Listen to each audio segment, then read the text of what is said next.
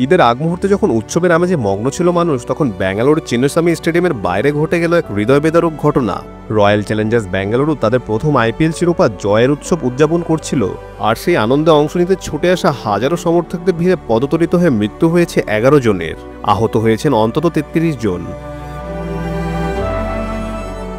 দুঃখজনকভাবে এমন ভয়াবহ ঘটনার মধ্যেও স্টেডিয়ামের ভেতরে চলতে থাকে উৎসব। আলোর ঝলকানি, সেলিব্রেশন, সুর আর উল্লাস, এসবের মাঝেই হারিয়ে যায় বাইরের শোকের কান্না। এই ঘটনা ঘিরে সামাজিক যোগাযোগ মাধ্যমে শুরু হয়েছে ব্যাপক সমালোচনা। প্রশ্ন উঠেছে, কেন এমন অবস্থাতেও অনুষ্ঠান চালিয়ে যাওয়া হলো? কেন সঙ্গে সঙ্গে উৎসব থামিয়ে সম্মান জানানো হলো না নিহতদের প্রতি?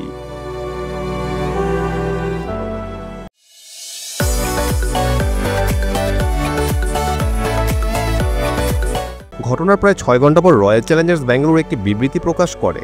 সেখানে জনসমাগমের দুর্ঘটনার কথা স্বীকার করে তারা শোক প্রকাশ করেছে। বিবৃতিতে বলা হয়েছে, দল মাঠে পৌঁছানোর সময় প্রচণ্ড ভিড় হয়েছিল এবং সেই ভিড়েই ঘটেছে মর্মান্তিক দুর্ঘটনা। ফ্রাঞ্চাইজিটি দাবি করেছে তারা স্থানীয় প্রশাসনের নির্দেশে দ্রুত পদক্ষেপ নিয়েছে এবং পরিস্থিতি অনুযায়ী কর্মসূচি সামঞ্জস্য করেছে। এই ঘটনার প্রতিক্রিয়ায় সামাজিক যোগাযোগ মাধ্যমে একটি পোস্ট দিয়েছেন আরসিবির পোস্টার বয় বিরাট কোহলি। তিনি লিখেছেন, ভাষা খুঁজে পাচ্ছি না, অত্যন্ত হৃদয় বিদারক। তবে তার এই প্রতিক্রিয়া অনেকের চোখে যথেষ্ট মনে হয়নি। অনেকেই মনে করছেন এমন সময় আরও দায়িত্বশীল ও আবেগপ্রবণ অবস্থান নেওয়া উচিত ছিল তার।